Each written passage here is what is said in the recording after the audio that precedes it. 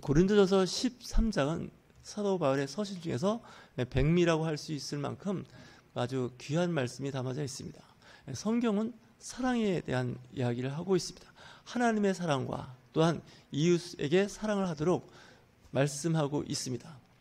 하나님은 보이지 않습니다. 만질 수도 없습니다. 하지만 우리는 하나님을 사랑한다고 하지만 사실 보이지 않는 대상을 사랑한다고 외치는 것보다는 보이는 이웃 사랑이 더 중요하지 않을까라는 생각을 아주 조심스럽게 해봅니다.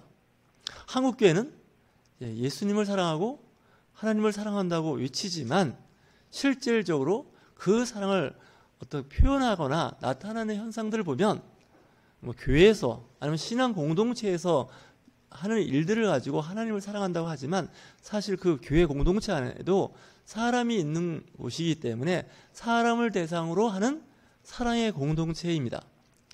특별히 고린도전서 13장에 나오는 그 많은 사랑에 관련된 이야기는 결국 이웃에 대한 이야기를 하고 있는 것과 마찬가지입니다.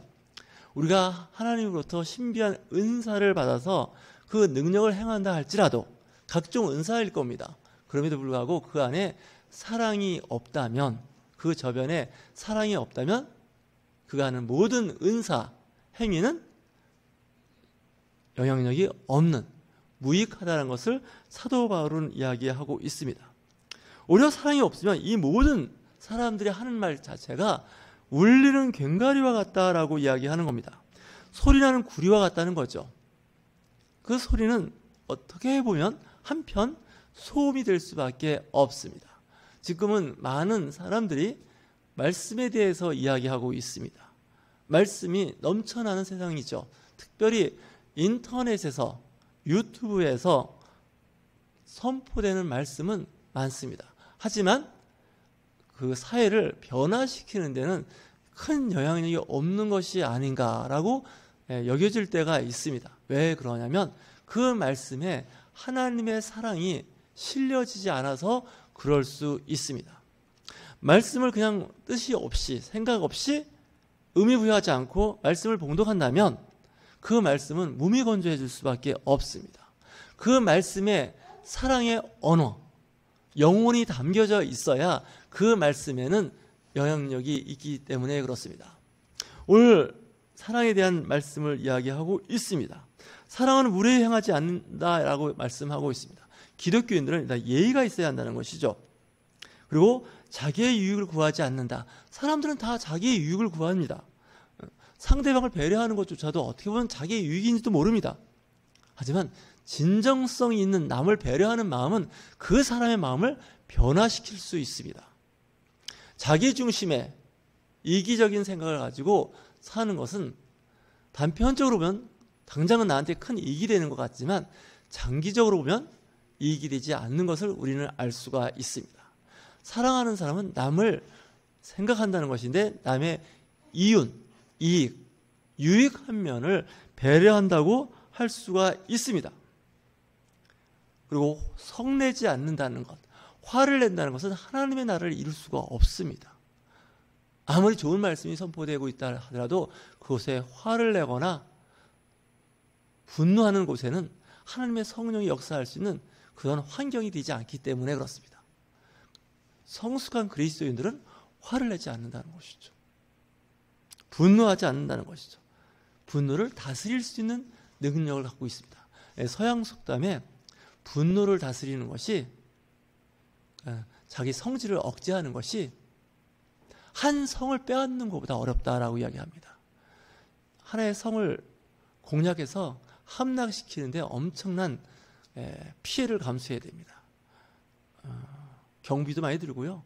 희생도 많이 들어요. 그리고 성을 공략했다고 해서 그 성이 함락되리라는 것도 없습니다.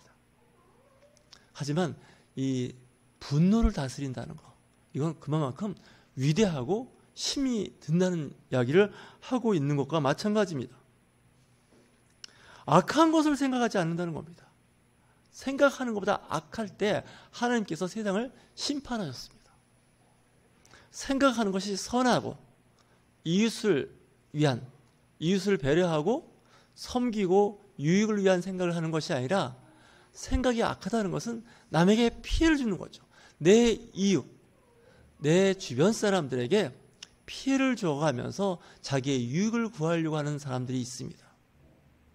지혜로운 사람은 남의 유익을 구하는 사람이고 하나님의 나라를 바라보는 사람들입니다.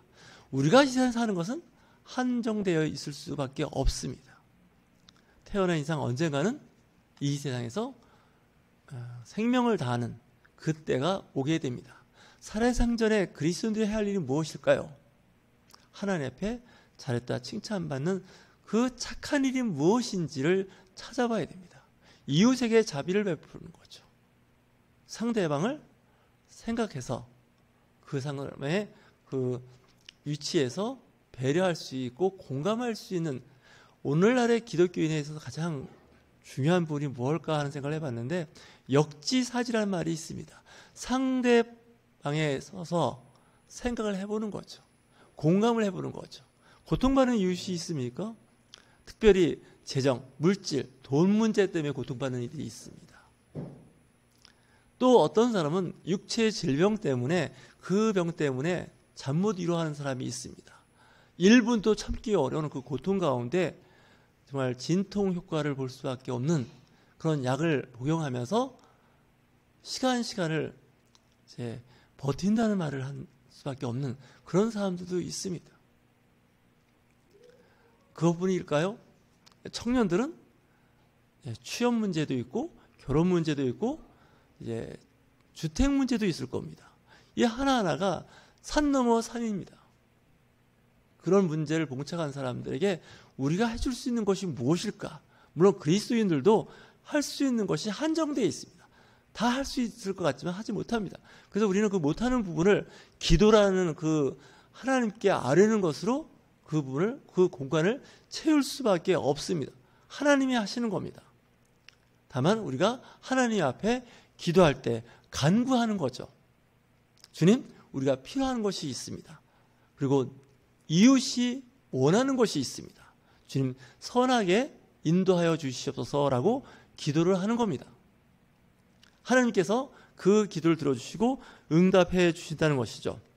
하나님은 자비가 많으시고 우리의 기도에 응답하시는 하나님이시기 때문에 그렇습니다. 하나님은 우리가 힘들고 어려울 때 그 고통에 같이 공감하시는 분입니다. 욥에서 우리가 배울 수 있었던 것은 욥이 그 많은 고난 가운데서도 하나님과의 관계를 유지하고 있었다는 것이죠. 사단은 우리에게 고난을 줍니다. 고통을 줍니다. 희망을 포기하도록 우리를 낙심케 만듭니다. 하지만 하나님께서는 그 가운데서도 우리를 지켜주시고 보호해 주시는 거죠. 마귀는 우리에게 늘 이야기합니다. 꿈을 버리라고 이야기합니다. 희망을 버리라고 이야기합니다. 너는 이제 내 것이 되었다, 이렇게 얘기도 합니다. 하지만 마귀 사탄보다 더 크신 하나님은 그 이면에서 우리를 돕고 계십니다. 예수님께서 말씀하셨을 때 사단이 밀가부르시 너희를 달라고 할 때 너희들의 믿음이 떨어지지 않도록 내가 기도했다고 말씀하고 있습니다. 그 말씀은 어제나 오늘이나 영원토록 동일한 말씀이라는 거죠. 우리가 힘들고 어려울 때, 고난 가운데 있을 때, 마귀의 유혹에 있을 때 예수님께서 우리를 보시고 우리를 위해서 하나님께 아뢰는다는 것이죠. 하나님은 예수 그리스도의 그 기도를 응답하시고 그 기도에 힘을 실어줄 수 있는 분입니다. 오늘도 주님께서 말씀하고 있습니다. 사랑에 대해서 말씀하고 있습니다. 이 사랑을 실천하기 위해서는 상당히 내 몸과 마음이 힘듭니다. 그리고 경제적인 부담도 끌어안을 수밖에 없는 것이 사랑입니다. 하지만 이 사랑의 이면에는 하나님의 성령이 강력하게 역사하는 곳이죠. 마귀가 역사하는 곳에는 미움이 있고 분노가 있습니다. 그리고 사람의 사이를 벌려놓는 이간하는 일들을 사단은 합니다. 공동체를 해체시키고 그 공동체 가운데 가정이 있습니다. 그 공동체 가운데 회사가 있고 교회가 있습니다. 악한 영이 역사하는 곳에는 성령과의 반대되는, 성령의 열매하고 반대되는 열매가 맺히는 곳이 사단이 있는 곳입니다. 이 사단은 영적인 존재이기 때문에 그 어디에나 다 존재할 수 있는 것이 사단의 영향권입니다. 하지만 하나님의 영, 성령은 그 사단, 마귀의 영보다 더 넓게, 더 강력하게 역사하는 것이 하나님의 성령입니다. 우리가 그 도움을 받을 수 있는 방법이 있다면 기도하는 것이죠. 기도로서 나가는 겁니다. 사단은 사람들로 하여금, 그리스도인들로 하여금 기도하지 못하게 합니다. 기도를 단절시키게 하는 거죠. 때로는 너무 낙심해서 기도할 힘을 잃게 하는 거죠.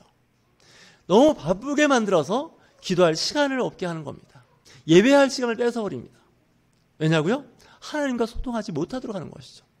내가 하나님과의 관계가 요즘에 소원해졌다, 왠지 거리감을 느낀다, 그러면 그 틈을 타고 들어오는 것이 마귀입니다. 여러분, 동물의 세계를 보셨나요? 야생의 그 생태계를 보셨나요? 육식동물인 사자나 늑대, 그런 맹수류는 초식동물이 무리를 지고 사는 그 가장자리에서 이탈한 그런 먹잇감을 유난히 관심 있게 봅니다. 초식동물은 대부분 같이 모여 살죠. 하지만 육식동물은 수가 많지 않지만 항상 사냥감을 찾아 나설 때 무리로부터 벗어난 대상을 표적으로 삼게 됩니다. 사람들이 있는 교회 공동체도 마찬가지죠. 영적으로 보면 하나님의 영권으로부터 벗어나 있는, 멀어져 있는 대상은 항상 마귀의 먹잇감이 될 수밖에 없습니다. 무리에 같이 어울리고 지내는 것보다 나 홀로 있는 것이 더 편하다고 생각할 때, 그때 마귀는 그를 공격하게 된다는 것이죠. 이 마귀는요, 혼자 오는 경우가 아닙니다. 마귀는 귀신을 통해서 때로 몰려올 때가 있습니다. 예수님께서 말씀하셨을 때 거라사 지역에 귀신 들린 사람이 있었는데 군대 귀신이 들어갔다고 합니다. 군대 귀신은 일단 수가 많은 걸 얘기하죠. 그 군대 귀신이 사람 속에 들어가니 얼마나 힘이 강한지 일반인들은 제압할 수가 없었습니다. 하지만 예수님이 나타나니까 그 귀신 들린 사람이 벌벌 떠는 거죠. 그 귀신 들린 그 사람 몸에서 우리가 볼 수 있는 게 어떤 걸까요? 자기 몸을 상처를 내요. 그리고 소리를 질러요. 사람들 피곤하게 만들어요. 귀신 들린 사람들의 특성이 거라사 지역에 귀신 들린 그 청년을 볼 수가 있어요. 무덤가로 다니면서 쇠사슬로 묶어도 그 쇠사슬을 끊어버리는 거예요. 왜 무덤가로 다닐까요? 죽음이 있는 곳에 다닌다는 거예요. 귀신 들린 사람들. 예수님께서 그 사람에서 귀신을 뽑아냅니다. 그 귀신들이 돼지 가운데 들어가게 되죠. 왜 돼지라고 상징하는 동물에 들어가 있을까요? 불결한 데 들어간다는 거예요. 여러분들의 마음이, 생활이 불결하십니까? 귀신이 들어오기 좋습니다. 성경에서 돼지는 불결한 동물로 분류가 되어버립니다. 불결한 영혼 가운데 귀신이 역사한다는 거죠. 그리고 자기 몸을 상하게 하는 귀신 들린 사람들의 모습, 몸에 해로운 것을 접하는 사람들입니다. 요즘에 신종 마약 사범이 많이 늘어났다고 국가적인 문제가 될 수가 있습니다. 이 마약이라는 배경에는 어둠의 영들이 역사하는 거죠. 세계보건기구가 정죄하는 음식들이 있습니다. 그 음식과 가까이 지낸다는 것은 내 몸을 상하게 하는 거죠. 우리가 먹는 기호식품들 중에는 내 몸을 상하게 하는, 병들게 하는 그런 음식물이 있습니다. 기호식품들이 있다는 얘기죠. 가까이 하면 안 됩니다. 특히 크리스찬들은 기도하셔야 됩니다. 그런 유혹에 빠지지 않게 해달라고 기도하셔야 되고요. 그 환경에 있다 할지라도 주님, 멀리하게 도와주시옵소서. 멀리하게 도와주시옵소서. 라고 기도하면서 우리는 하나님께 도움을 구해야 됩니다. 보통 게임 중독, 마약 중독, 중독이 많습니다. 중독으로부터 우리는 통제하거나 벗어나기가 어렵습니다. 내 의지가 그걸 이겨낼 수가 없죠. 그럴 때 어떻게 한다고요? 기도하는 겁니다. 하나님, 멀리 할 수 있도록 도와주옵소서. 내가 교회에 출석하고 신앙생활 이제 시작했습니다. 근데 아직 내가 세상에서 즐기던 그런 여러 가지 중독성 관련된 식품도 있고 생활도 있는데 끊어지게 도와주시옵소서. 끊어지게 도와주시옵소서. 기도하시면 하나님께서 그 기도 들어주십니다. 대부분 그런 환경에 있는 사람은 기도조차 하려고 하지 않아요. 은근히 즐기는 거죠. 그러면 내 몸이 상하는 거죠. 그 몸에서 귀신이 나가니까 어떻게 해요? 온전해졌다는 거예요. 괴력 다 없어졌습니다. 내 몸을 상하게 하는 일 다 없어졌습니다. 사람들 사이 다니면서 소란을 피고 시끄럽게 하는 거 다 없어졌습니다. 정상적으로 돌아왔다는 거죠. 예수님을 만나면 그렇게 된다는 거죠. 내가 사랑이 없다, 내 성격을 억제할 수 없다, 내 성품의 분노가 조절이 안 된다, 내 유익만 구하고 사는 사람이 되었다, 예의 없이 행동한다. 하나님, 사랑을 주시옵소서. 사랑하는 사람은 이런 마음이, 이런 생각이, 이런 행동을 하지 않습니다. 라고 기도하셔야 됩니다. 기도의 제목이 대부분 취업, 결혼, 주택 마련하는 거, 승진하는 거, 공부하는 거, 필요한 돈을 공급받는 거 물론 중요합니다. 이거 기도하셔야 됩니다.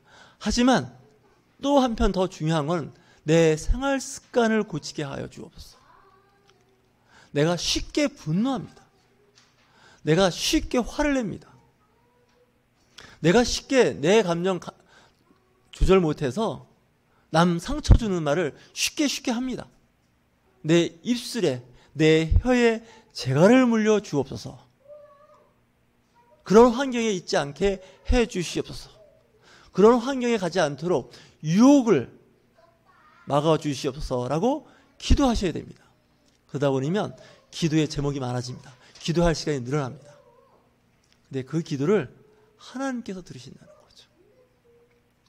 마귀는 그런 기도를 못하게 태클을 건다는 거죠. 마귀는 어떻게 할까요? 세상 일에 바쁘게 만듭니다.